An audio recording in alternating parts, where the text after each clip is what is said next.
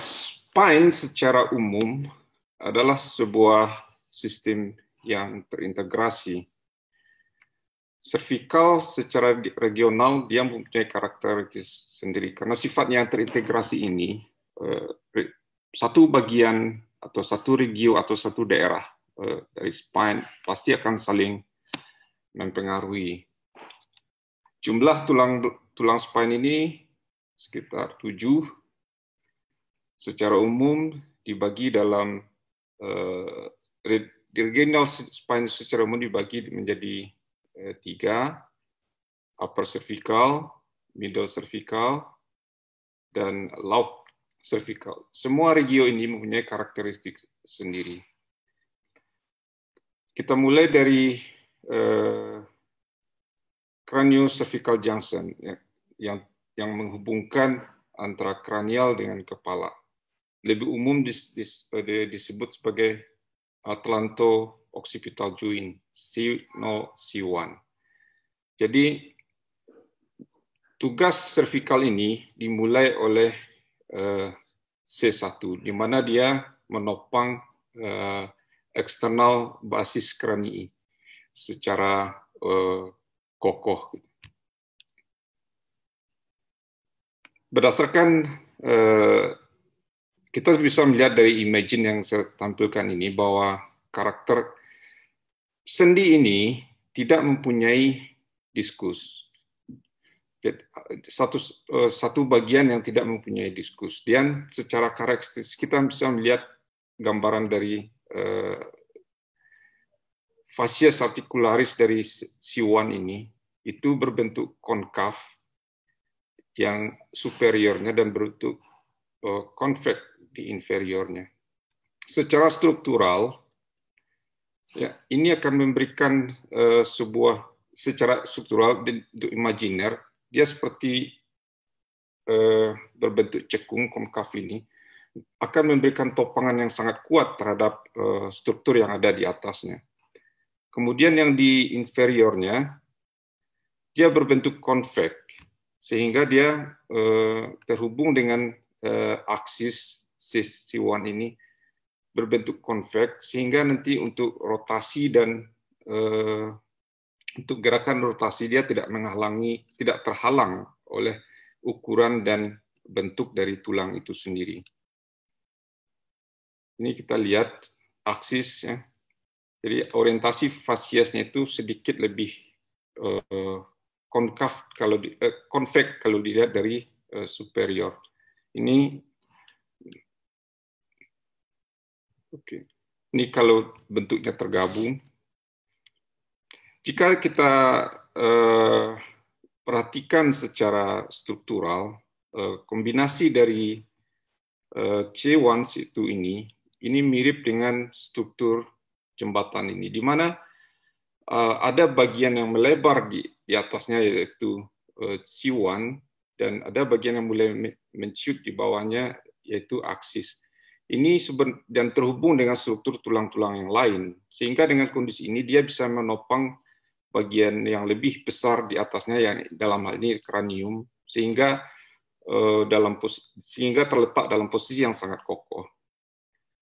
Tulang servikal yang lain itu disupport oleh otot sehingga tidak gampang untuk mengalami kelainan. Ada yang unik dari tulang servikal ini. Hampir semua tulang spinal column, di mana pada setiap bagian dari korpus ini selalu terbentuk situasi konkav pada korpus dan di superiornya dan konveks pada inferiornya. Ini dan itu sirkular 360 derajat, yang dimana bagian yang konkav ini itu akan diisi oleh diskus yang secara biomekanik kalau dia ada bentuk konkav akan melindungi, akan memberikan efek protektif terhadap diskus itu sendiri, di samping juga efek protektif yang disupport oleh ligamen, baik itu anterior ligamen maupun posterior ligamen.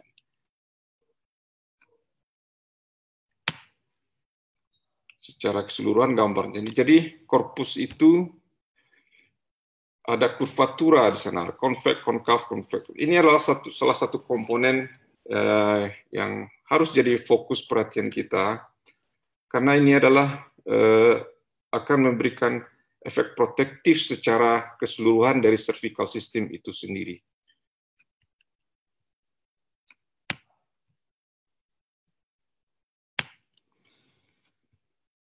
Gabungan dari cervical itu sendiri, mulai dari C1 dengan C2, itu akan membentuk juga kurvatura.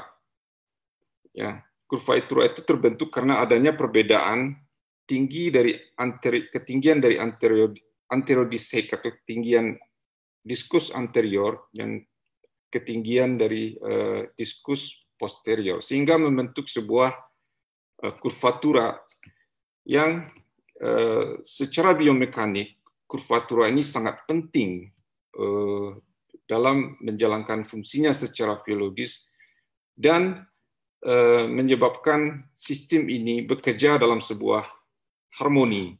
Jadi sistem ini, semua sistem yang ada ikut terlibat, baik itu ligamen, diskus, korpus, dan otot, yang semua komponen yang ada pada cervical itu. Berbagai macam parameter digunakan orang untuk mengetahui perubahan dari kurvatura dari cervical ini.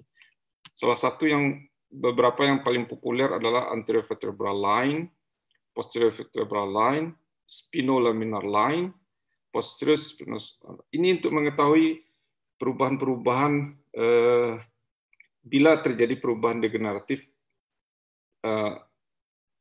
kurvaturanya juga ikut berubah, dan dalam tujuannya adalah untuk mengkalkulasi perubahan biomekanik secara keseluruhan. Secara umum, kelengkungan itu bisa diukur sudutnya. Jadi sudut itu, kurvatura dari cervical ini dibentuk oleh dua, yaitu C1 dengan C2, kemudian C2 dengan C7. Ini yang disebut dengan cervical lordosis. Dia punya nilai normal masing-masingnya. C1, C2 angle itu 23, sekitar 23, average sekitar 23 derajat. C2 dengan C7 sekitar 17 derajat average. Ini bisa berbeda pada masing-masing orang. Fungsi dari cervical ini adalah lebih banyak untuk bergerak, di samping untuk menahan beban. Setiap pergerakan dari cervical ini, dia punya titik pusatnya. Jadi baik fleksi maupun ekstensi, rotasi maupun lateral bending maupun lateral bending, rotasi, fleksi, dan ekstensi. Tapi semua ini, setiap pergerakannya ada limitnya. Sebagai contoh, C6 dengan C5, berapa perubahan yang bisa maksimum, yang masih fisiologis di functional unitnya itu sekitar 22 derajat. Nanti akan ada tabelnya. Ini sekedar gambaran berdasarkan regio dari tulang belakang kita, bagian mana yang paling banyak mengalami perubahan sudut akibat pergerakan dari tulang cervical. Cervical yang terbesar itu pergerakannya ada di C0, C1, C1 dengan C2, C3 itu berkurang gerakannya, dan terbanyak sebenarnya adalah C4, 5, 5, 6, dan 6, 7. Jadi ini menjelaskan juga kenapa kasus-kasus degeneratif itu paling banyak terjadi di level C4, C5, C5, C6, dan C6, C7. Sedikit kita harus bicara tentang biomekanik dari cervical itu sendiri. Seperti yang saya bilang tadi, spinal column ini adalah sebuah sistem yang terintegrasi. Fungsinya yaitu dia wakil dari yang disebut dengan functional unit atau motion segment. Jadi motion segment adalah unit terkecil dari physiologic motion dari tulang belakang. ini karakteristiknya hampir sama untuk seluruh tulang belakang. Dia terdiri dari yang disebut dengan discovertebral unit. Jadi kompleks anatomi struktur yang terdiri dari single segment dari tulang belakang itu. Dia terdiri dari diskus, kemudian struktur yang berdekatan dengan masing-masing korpus, facet joint, ligamentum flavum, ligamentum leculinal yang ada pada setiap level. Setiap komponen dari fungsional ini akan berpengaruh apabila terjadi perubahan degeneratif dalam berbagai macam derajat. Ini gambaran skematik dari fungsional ini ya, mulai dari anterior ligamental ligamen, posterior ligamen, facet. Kemudian diskus adalah yang paling sering, yang paling banyak kena dampak dari setiap aktivitas fisiologi dari tulang belakang. Secara struktural, dia terdiri dari annulus yang terdiri dari lamela dan nucleus pulposus. Lamela-lamela ini tersusun sirkuler dengan serat-serat yang saling berlawanan, di mana secara biomekanik ini memberikan sebuah efek proteksi yang sangat hebat sebenarnya. Jadi dengan kondisi seperti ini tidak gampang dari diskusi itu sebenarnya untuk berubah bentuk, kecuali ada loading atau stres yang sifatnya sangat masif yang bisa menyebabkan perubahan bentuk dari diskus atau struktur yang lain. Komponen utamanya selain nucleus pulposus ini sebenarnya berisi cairan.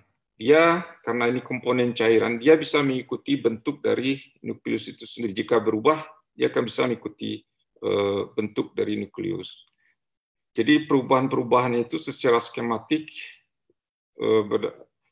bisa ke mana saja 360 derajat, ya, dia bisa berubah diameternya dan juga dia punya limit juga terhadap axial loading yang dia dapat secara kontinu dalam aktivitas kita sehari-hari. Ini bentuk penyebaran gaya yang terjadi pada annulus fibrosus, ya ke segala arah. Yang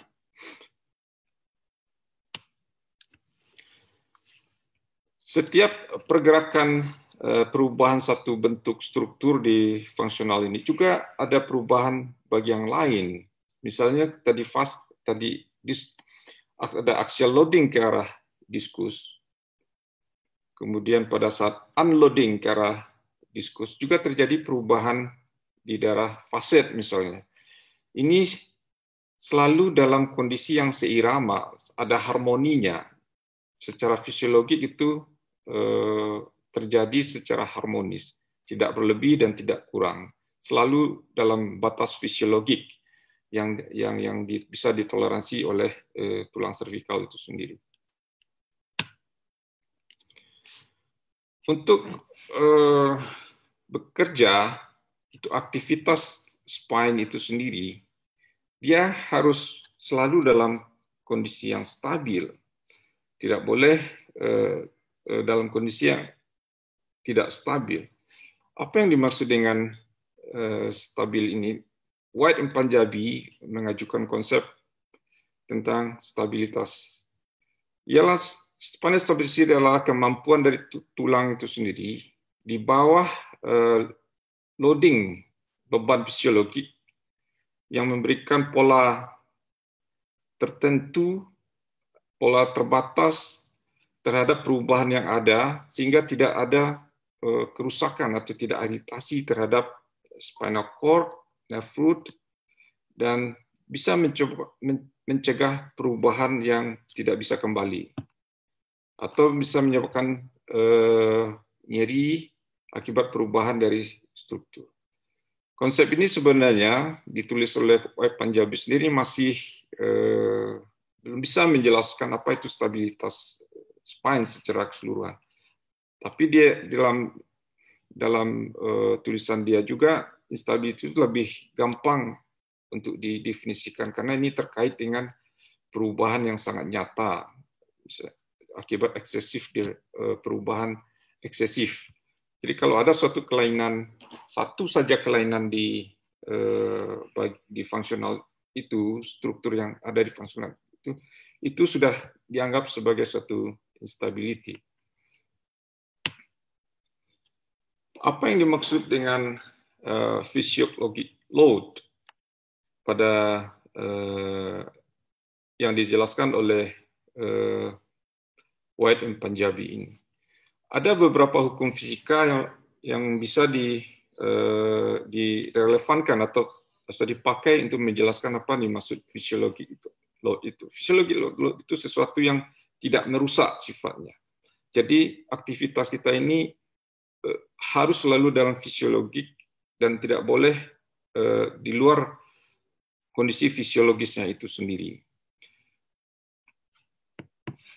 Hukum fisika yang bisa kita pakai adalah Hooke's law atau hukum elastisitas. Ya, dia menyatakan bahwa perubahan relatif terhadap perubahan kecil saja itu proporsional terhadap beban yang diberikan. Jadi relatif sama supaya tidak terjadi perubahan yang permanen. Ya, beban yang harus diberikan juga proporsional. Kalau lebih, perubahannya akan permanen. Jadi selalu ada kondisi elastis yang disebut dengan elastisitas, di mana perubahan itu harus kembali ke bentuk semula. Jadi fisiologik load yang harus ada pada tubuh kita adalah fisiologik yang mampu mengembalikan setiap perubahan struktur dari spine itu ke posisi semula. Hukum itu sendiri digambarkan sebagai seperti sebenarnya kita pernah mempelajarinya juga waktu disebut dengan hukum Pegas, hukum Hooke law. Jadi setiap regangan yang terjadi, ya perubahan yang terjadi sesuai dengan bebannya, apabila ditambah secara berurutan, suatu saat tidak akan ada perubahan kembali ke bentuk yang sama. Hukum Hooke itu sendiri secara matematis digambarkan sebagai F K kali X. K ini adalah konstanta yang dimana yang kita dapatkan dari hasil percobaan. Misalnya satu gaya pegas itu diberikan beban 5, kemudian terjadi perubahan 5 cm misalnya. Jadi konstantanya adalah 50 Newton, perubahannya adalah 5 cm. Jadi konstantanya itu 5 dibagi 50, jadi 0,1. Dan itu sifatnya linier dan bisa digambarkan dalam grafik. Bisa digambarkan dalam grafik. Jadi kalau masih dalam batas dia bisa kembali dari perubahan bentuk yang sudah ada, itu disebut dengan elastic deformation. Tapi kalau sudah lebih dari kemampuannya untuk kembali akibat beban yang sangat berat, disebut dengan plastic deformation. Jadi ini tidak bisa kembali lagi perubahan bentuk. Nah, jadi secara grafik bisa kita lihat di mana pemberian beban A dan B ini adalah neutral zone, di mana pemberian beban tertentu berdasarkan hukum Hooke ini itu belum ada perubahan bentuk. Kemudian bila ditambah bebannya, dia akan terjadi perubahan linear sampai ke C. Ini disebut dengan elastic zone. Lebih dari itu, grafiknya itu sudah plastic zone. Ini sudah tidak ada lagi perubahan bentuk.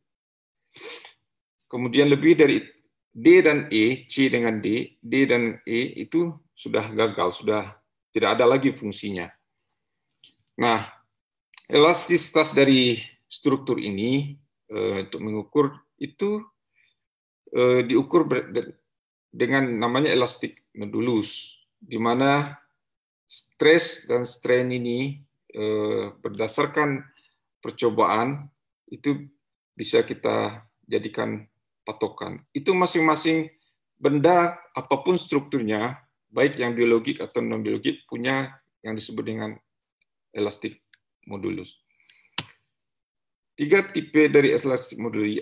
Pertama, yang modulus. Ini contoh pada rubber atau karet yang diregang sampai seberapa jauh dia masih bisa kembali ke bentuk semula.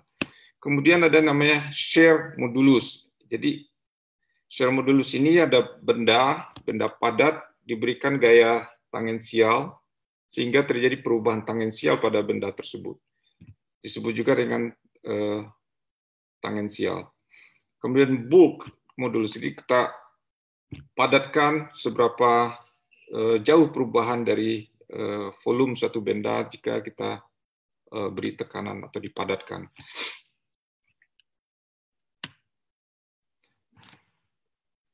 Penjelasan ini juga bisa dijelaskan oleh kondisi ini bisa dijelaskan juga dengan hukum Newton ketiga.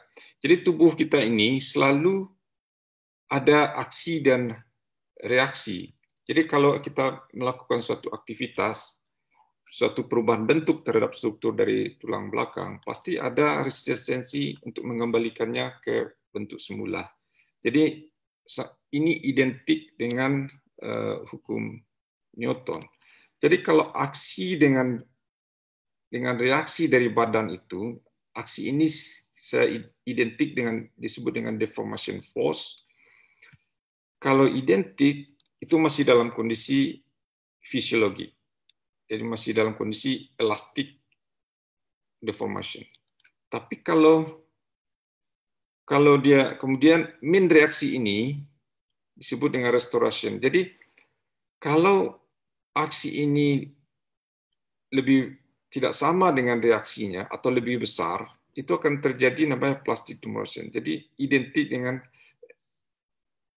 reaksi ini kita sebut dengan restoration force. Jadi deformation force pada saat ada deformation, kekuatan deformasi pada struktur dari tulang itu selalu ada kekuatan untuk melakukan restorasi. Lebih dari itu pasti akan terjadi perubahan yang disebut dengan plastic deformation.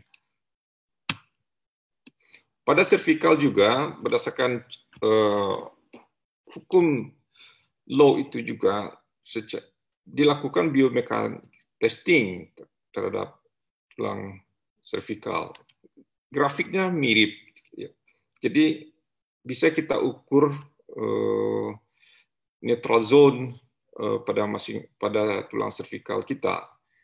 Kemudian juga mana yang menjadi grafik plastic zone, elastic zone pada tulang. Jadi ini kira-kira identik dengan hukum law tersebut. Jadi inilah yang dimaksud dengan physiologic load.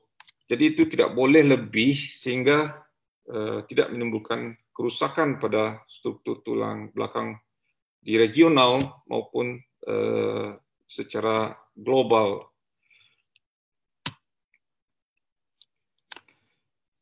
Kemudian kita bicara tentang degenerative change. Sebenarnya yang paling utama dalam perubahan degeneratif ini adalah usia. Usia ini sesuatu yang absolut, pasti akan bertambah dan juga pasti akan menyebabkan perubahan degeneratif setiap struktur tulang belakang. Jadi ini dimulai, kalau terjadi perubahan degeneratif, selalu akan ada kaskade di mana ditandai dengan dehidrasi atau desiccation of the intervertebralis yang menghasilkan hilangnya ketinggian dari diskus itu sendiri, kemudian juga hilangnya ventral margin dari cervical, sehingga nanti menyebabkan perubahan dari lordotik, sehingga umumnya perubahannya ke arah kipotik, selalu ke arah kipotik. Dan ini kalau sudah terjadi, ini biasanya susah secara natural atau secara alami untuk dikembalikan. Sistematik dari perubahan biomekanik dari ini skematik cervical distinasi. Jadi yang pertama itu terjadi adalah dehidrasi dulu, kehilangan O2, kemudian pertambahan dari keratin sulfat, kemudian fibrosis kehilangan kehilangan elastisitasnya, kemudian berkurangnya ukurannya, kemudian anular fibernya kehilangan integritas, jadi tidak mampu lagi menjadi penyerap beban gitu. Kemudian mulai terjadi bulging, kemudian kehilangan dari ketinggian diskus.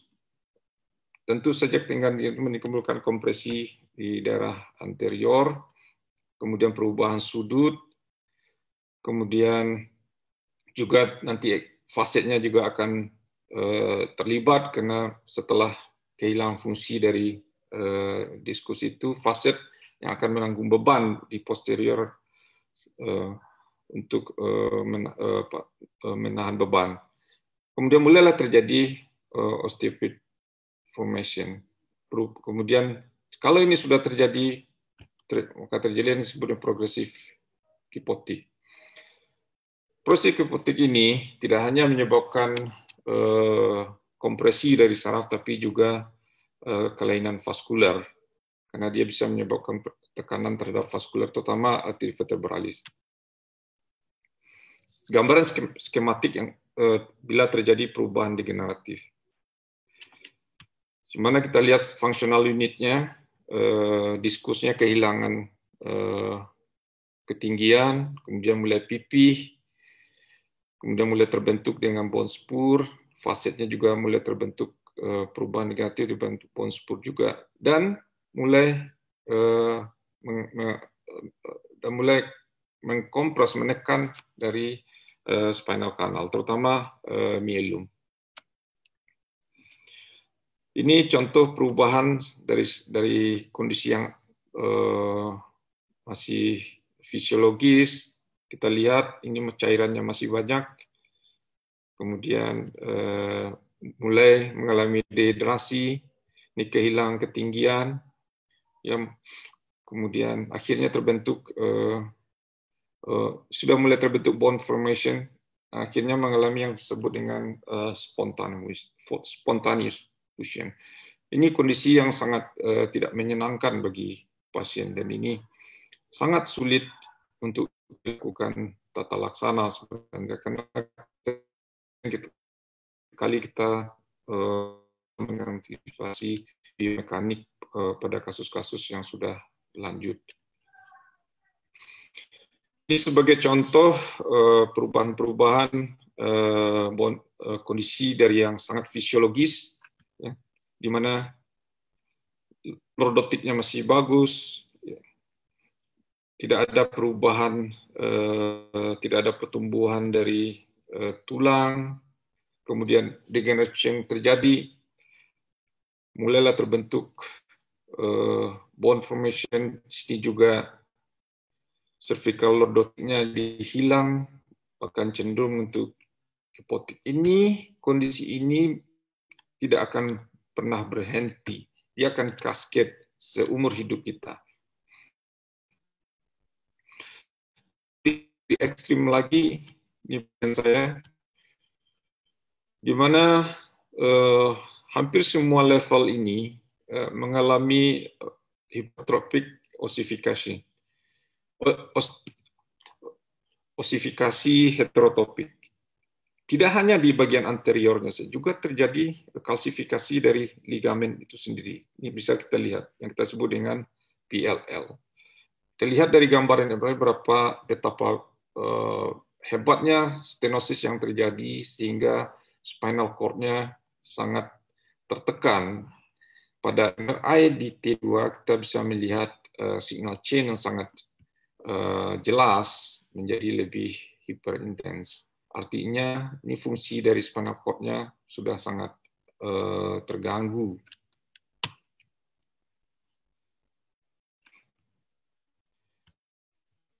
Spherical spondylosis itu sendiri sebenarnya adalah sekundari dari degenerative disease. Dan kalau ini terjadi, dia akan selalu perubahannya sangat progresif hari ke hari.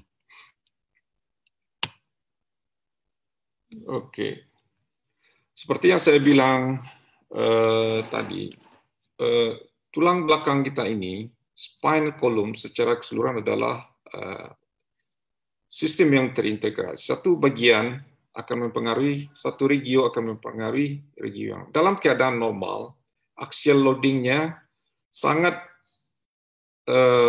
fisiologik, di mana kalau kita bikin sebuah garis imajiner, mulai dari C1, titik tengah dari C1, titik tengah dari T1, titik tengah dari L1 dan L1 itu, kalau dihubungkan akan menyebabkan satu garis lurus, yang di mana ini kita sebut dengan normal weight bearing. Ini secara umum ini kita sebut dengan ergonomik posisi. Jadi ini kondisi yang sangat maksimal untuk menampung beban secara fisiologi. Jadi ini kalau dalam kondisi seperti ini beban fisiologi itu tidak akan memberikan perubahan apapun. Tapi jika berubah, tentu saja ini akan sangat berpengaruh secara keseluruhan. Perubahan itu bisa dalam bentuk, ini nama lainnya juga disebut dengan sagittal balance. Kemudian kalau perubahan sagittal balance itu ke arah depan, itu positif sagittal balance, ke arah belakang disebut negatif. Kalau ini terjadi, suatu saat secara keseluruhan, mulai dari kepala, mulai dari cervical, thoracal, itu akan terjadi perubahan dari lordotik secara global. Dan ini kalau ini terjadi, ini sesuatu yang tidak bisa kita stop, unstoppable. Ini sangat sukar sekali kita mengkalkulasi biomekanik untuk kasus-kasus seperti ini. Ini gambaran skematiknya, perubahan-perubahan yang terjadi akibat perubahan degeneratif. Ya. Ini dalam kondisi yang ergonomik, ini sudah mulai perubahan degeneratif, ini akhirnya bentuknya seperti perubahan hipotik, makin lama perubahan kurvaturanya makin lama makin berat. Jadi dengan kondisi begini, kepala itu jadi beban terbesar dari badan, terutama di daerah leher. Penjelasannya kenapa menjadi lebih besar? Pada kondisi sebuah tes biomekanik yang dilakukan oleh di laboratorium. Dalam kondisi ergonomik, beban 500 kg itu masih dianggap sebagai suatu 500 kg, bisa dianggap sebagai beban fisiologik. Tapi kalau terjadi perubahan sudut dari tubuh kita, pada percobaan ini misalnya kita beri lengan gitu, beban fisiologinya berkurang jauh, yaitu sekitar 20 kg. Ini seperti yang saya ceritakan tentang kepala yang kaitannya dengan cervical. Ini disebut dengan bending moment, di mana kalau makin dekat, bending momennya juga makin ringan. Tapi kalau makin jauh jaraknya dari pusat, yang bending momennya makin berat. Jadi kalau kepala itu makin jauh dari titik pusatnya, tidak dalam posisi yang ergonomik yang seperti yang saya bicarakan tadi, itu akan menimbulkan beban yang sangat berat di cervical, di mana tulang kepala itu sendiri tidak mengalami perubahan yang berat yang signifikan, tapi tapi mengalami perubahan jarak dari titik tengah dari tubuh itu, jadi sehingga menyebabkan beban dari servikal itu menjadi sangat berat.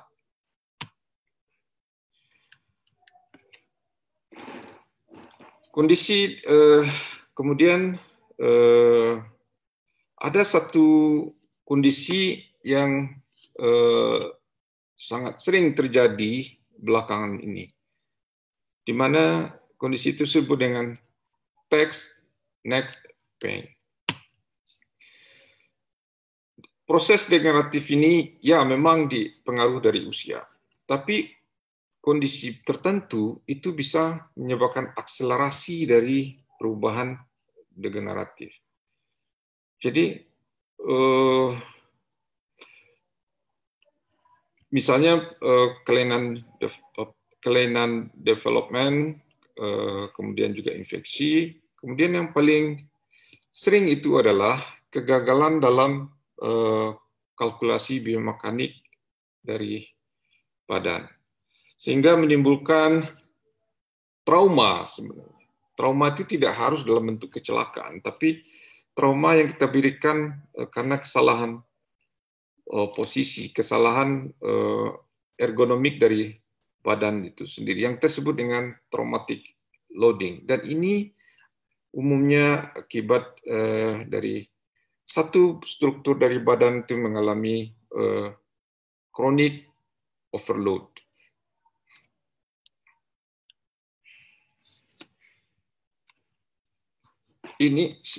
Penyakit ini suatu penyakit yang baru sebenarnya. Saya tidak mendapatkan ini waktu lagi pendidikan, dan saya juga tidak punya pengalaman banyak tentang. Tapi ini sebenarnya adalah suatu kesalahan individual akibat melakukan aktivitas yang tidak ergonomik, terutama pada orang-orang dewasa. Apa yang terjadi sebenarnya?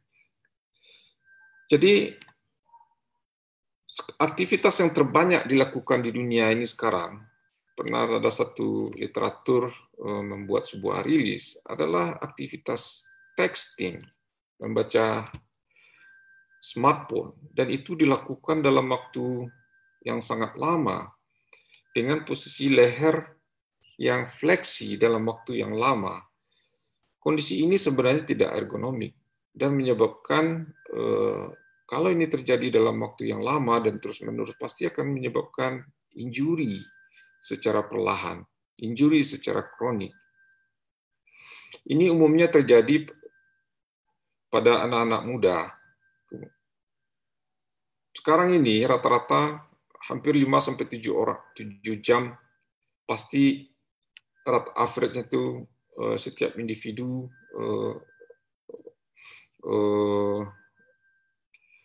melakukan aktivitas texting. Dan ini 75% dari seluruh, dan ini sangat banyak. Kemudian juga Hasrat juga menambahkan bahwa ini terjadi pada anak-anak usia sekolah, ya. Jadi mungkin dia menghabiskan sekitar 500 jam selama dalam setahun dalam kondisi yang postur yang sangat buruk, yang secara biomekanik itu sangat buruk. Contoh posisi kita saat melakukan aktivitas texting. Jadi ini masih sudutnya masih belum begitu besar, lama-kelamaan berubah, dan yang paling ekstrim kondisi seperti ini. Ini dapat kita lihat bahwa kepala yang menjadikan beban dari leher ini sangat jauh dari titik pangkal cervical, yaitu C7. Ini artinya momen bendingnya sangat besar, dan ini akan menimbulkan beban yang sangat berat pada daerah cervical. Secara teoritis, ini akan menimbulkan akselerasi dari perubahan degeneratif.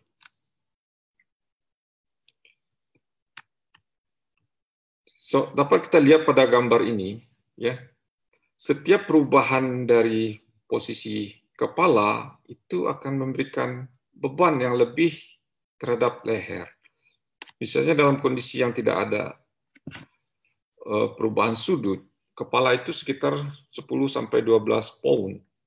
Jika kita tambah, dia akan menambah beban, berubah bebannya setara dengan 27 pound pada kondisi 15 derajat.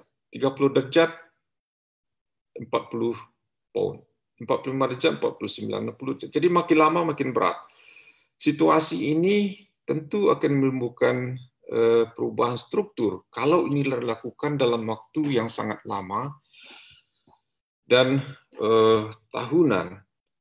Kondisi ini sudah akan menyebabkan akselerasi perubahan degeneratif yang mungkin akan terjadi sangat massal pada yang akan kita temukan 10 atau 20 tahun yang akan datang. Ini cara mengukur perubahan-perubahan dari sudut dari sikap texting. Jadi ini masih 52 derajat, ini masih bisa ditolerir. Oke, ini situasi yang sudah tidak bisa ditolerir. Biasanya kalau sudah posisi seperti ini sudah mulai terjadi gejala-gejala ringan, mulai dari nyeri, rasa pegal. Kalau dalam kondisi yang sangat ekstrim, saya pernah mencoba itu sendiri dalam posisi yang 60 derajat, saya hanya mampu bertahan kurang dari 5 menit, dan itu menimbulkan perasaan yang sangat tidak nyaman, kadang-kadang sudah mulai mual. Jadi perubahan sudut kita itu tidak hanya pengaruh pada daerah kepala saja, hampir kepala daerah leher saja, hampir semua struktur kalau kita melakukan perubahan sudut di badan kita itu akan mengalami perubahan juga secara global. Gejala-gejala yang timbul adalah pada kasus ini adalah kerusakan dari otot, ya, bisa GI problem, ya, gastrointestinal, juga kehilangan kapasitas dari volume, kakuan dari leher, kemudian nyeri yang sangat tajam, kemudian juga pada otot-otot yang lebih bawah, kemudian juga nyeri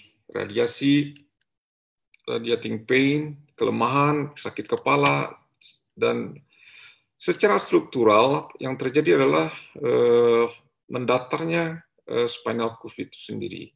Kemudian mulainya terjadi artritis yang lebih awal. Kemudian juga spinal misalignment. Kemudian spinal degenerasi yang mengalami akselerasi. Kemudian kompresi dari diskus yang secara terus-menerus. Kemudian mulailah terjadi herniasi dari diskus dan juga akan diikuti dengan kerusakan dari saraf. Jadi perubahan-perubahan yang terjadi itu akibat contoh dari posisi yang bisa mengakselerasi perubahan degeneratif itu. Ini kasus yang pernah saya dapatkan pada pasien yang masih remaja, di mana usianya masih sekitar 14-15 tahun. Pada kasus ini kita lihat ada perubahan kurvatura di daerah servikal ini. Anak ini mengeluh nyeri hebat. Apa yang dilakukannya dalam hari-harian itu melakukan aktivitas texting seperti yang saya sebutkan dan itu berlangsung hampir sekitar 5 tahun. Sampai sekarang saya tidak tahu ini cara tata laksana untuk kasus ini karena ini kasus yang baru bagi kita. Perubahan yang lebih ekstrim sebagai contoh akibat kesalahan dalam biomekanik adalah pada kasus pada seorang pasien saya yang berusia 42 tahun dengan profesi sebagai tukang jam. Hampir 20 tahun berprofesi tukang jam. Jadi posisi dia dalam melakukan aktivitas sehari-hariannya itu dalam posisi yang mirip dengan melakukan texting. Apa yang terjadi dalam jangka waktu itu?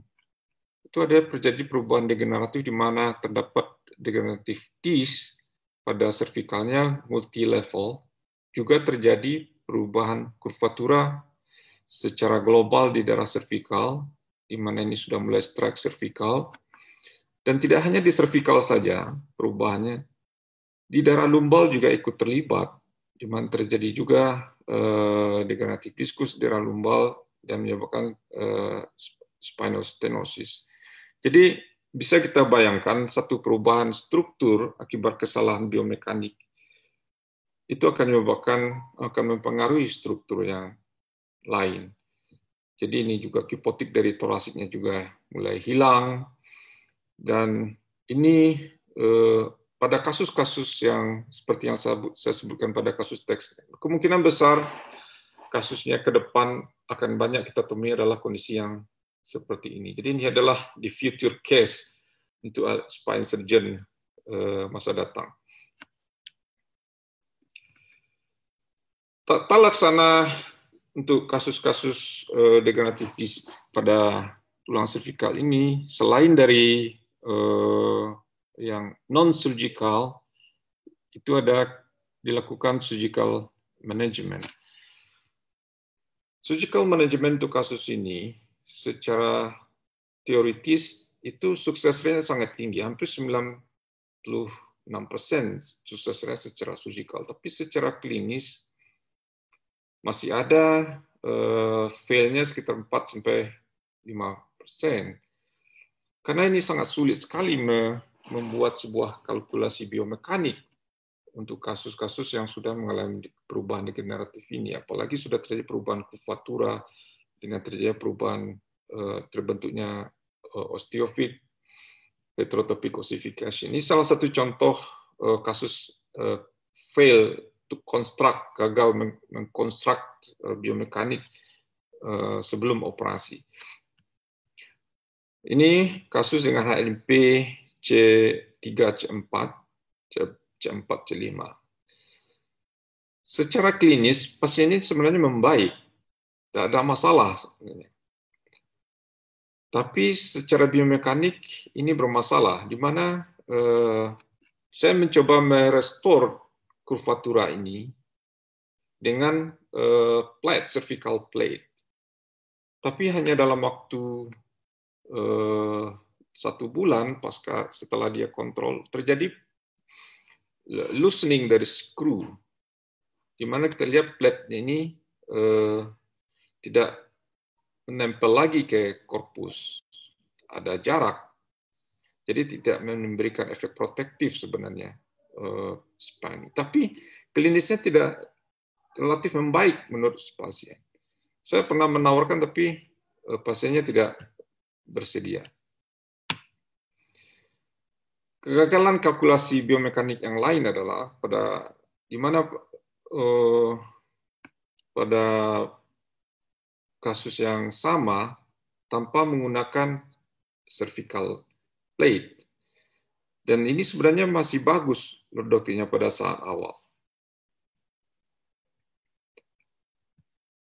Tapi yang terjadi adalah yang disebut dengan subsidence.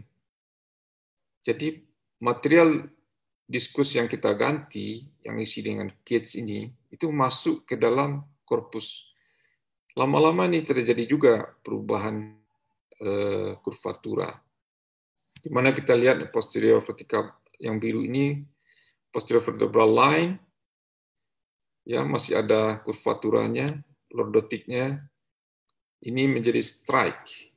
Pasien ini mengeluh nyeri yang sama sebelum operasi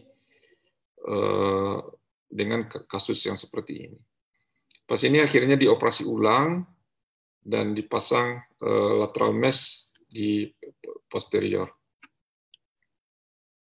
Secara umum sebenarnya nggak ada masalah secara struktural terhadap kanal stenosis. Cuma ini murni persoalan biomekanik yang terjadi. Kemudian satu lagi masalah yang akibat dari gagalnya kita mengkonstruk secara biomekanik yang disebut dengan adjacent segment. Ada yang menganggap ini sebuah penyakit, tapi ada juga menganggap ini sebuah perubahan natural saja. Di mana kita lihat ketika kita melakukan konstruk atau pada bagian yang dominan kelainannya, dalam hal ini C3, C4, C4, C4, C5, C5, C6, dalam waktu yang setelah kita follow up dalam jangka waktu lebih dari 2 tahun untuk kasus ini, itu tampak di sini terbentuk osteophyte formation di sini. Yang sebelumnya ini tidak ada. Ya. Jadi bagian yang atas ini dan bagian yang bawah ini, dia mengalami hypermobility. Nah, biasanya kalau ada bagian yang mengalami beda dengan bagian yang lain, ada kecenderungan mengalami perubahan degeneratif juga, dan selalu akhir ujung-ujungnya pada kondisi yang sudah sangat sering terbentuk osteofit. Ini menjelaskan bagaimana kita prosedur dari apapun prosedur yang kita lakukan ini, bahwa sebenarnya degeneratif proses itu sesuatu yang tidak bisa kita stop sebenarnya. Untuk mengatasi masalah tersebut, masalah-masalah yang muncul akibat perubahan degeneratif, mulai ada ide tentang untuk mengembalikan fungsi dari diskusi ini melalui tissue engineering berdasarkan karakter dari karakter dari cells di tingkat seluler. Tapi sampai sekarang kondisi ini masih sifatnya laboratoris, belum pernah, saya pribadi belum pernah melihat ini diaplikasikan untuk bedah spine secara umum. Oke, apa yang bisa kita ambil dari take home message pada presentasi yang saya sampaikan ini? Bahwa sangat penting sekali untuk memberikan perhatian yang lebih terhadap spinal biomekanik untuk mencegah kondisi yang disebut early degenerative.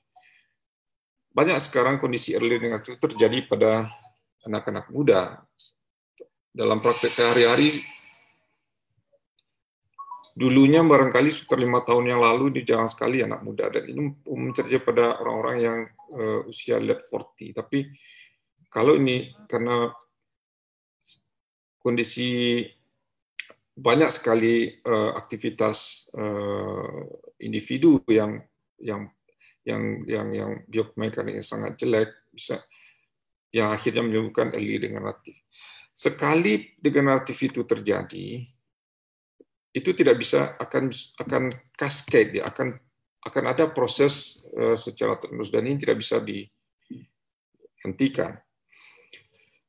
Non-ergonomic postur itu sangat mengakselerasi terbentuknya perubahan degeneratif.